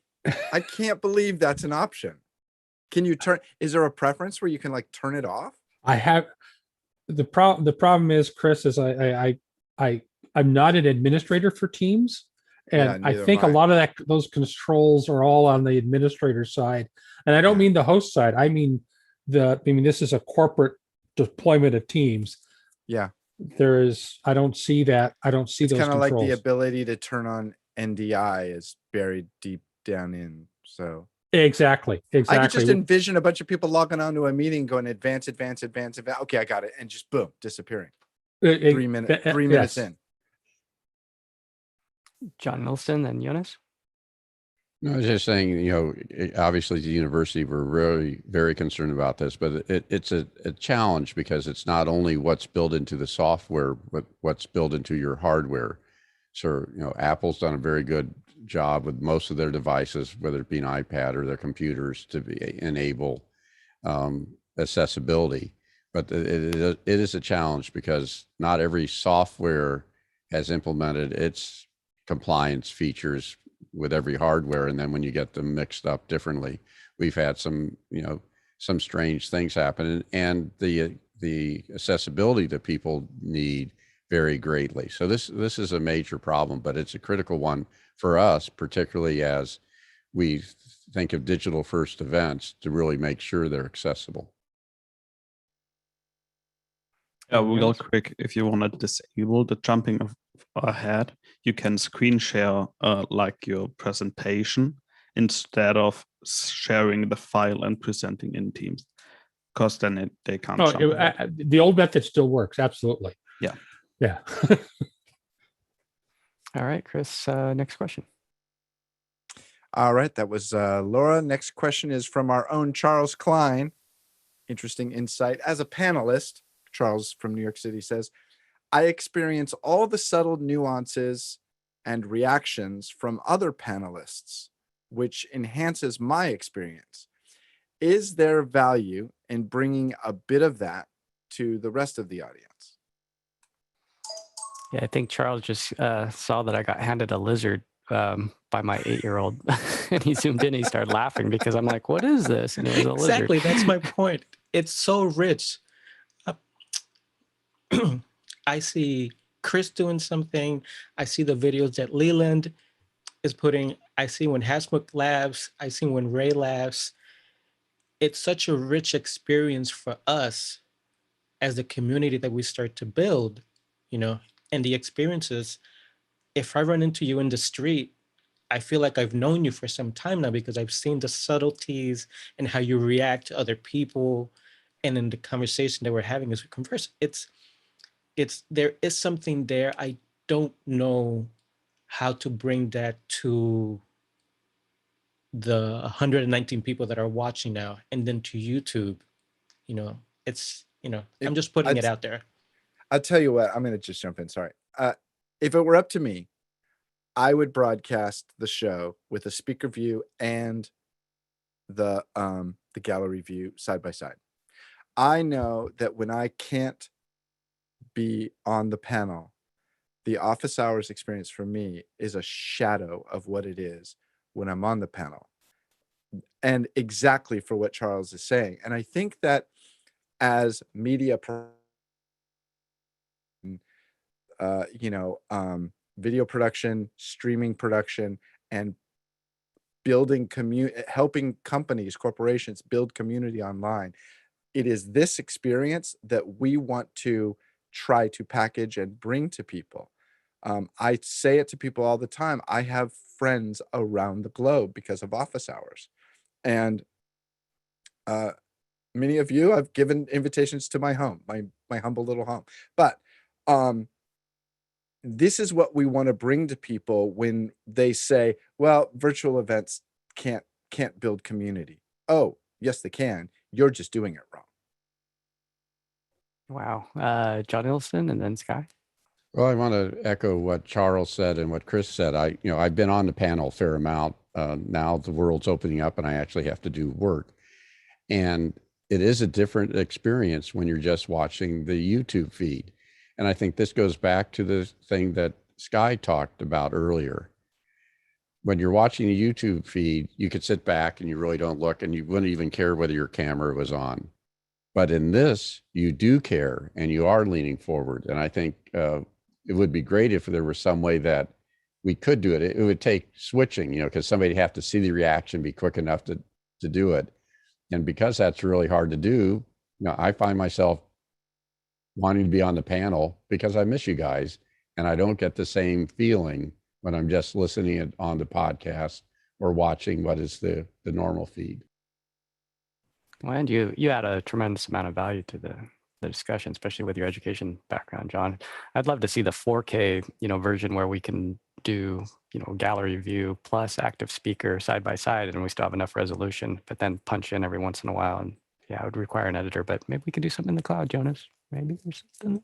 Hasmek. Yeah, I've always wanted to have an emotional connection with when I meet people. So I find it very hard to have a discussion, especially if it's strategic on the phone. So I would fly up to Johannesburg, sit down with a person, see them in the eye, even if it's for 1 hour. I spend the entire day doing that. Now coming to virtual meetings, in South Africa, very few people actually turn their video on in meetings. And as of this week, I decided this meeting is rescheduled if you don't want to switch on your video, or I'm not prepared to have a meeting if your video is not on. So yesterday I had 2 meetings and I said, they kind of said, well, my camera's this, and I said, okay, fix it, and then we'll reschedule the meeting. And so the emotional connection, and I think that's really being a passive audience and you're not involved in the meeting, that emotional experience is really key to make this not a Zoom fatigue platform. Nice. Sky and then Craig. And again, I don't blame Zoom for the fatigue. I think the reality is it's the bad video, bad audio, Chris Fenwick getting right up to the punchline and then his internet freezing. That's a little annoying, just saying. So Chris, as an editor, I'm recognizing that the teacher experience that we did the other day, I was intentionally starting to pin multiple people as they were cooking or bringing things in to the experience. And we were having like 6 and 7 up, but I think 8 was the max I could finally pin up. But Charles is doing something funny. Now that's a distraction, but that's a fun thing. And oh no, he's got the new iPad. Hey, we're gonna get kicked off by Guy Pops is here in Guy just is a minute. smiling. So Craig, Chris, hurry, bring it okay, home, Craig. and Greg, there it is. So yes, community and editorial.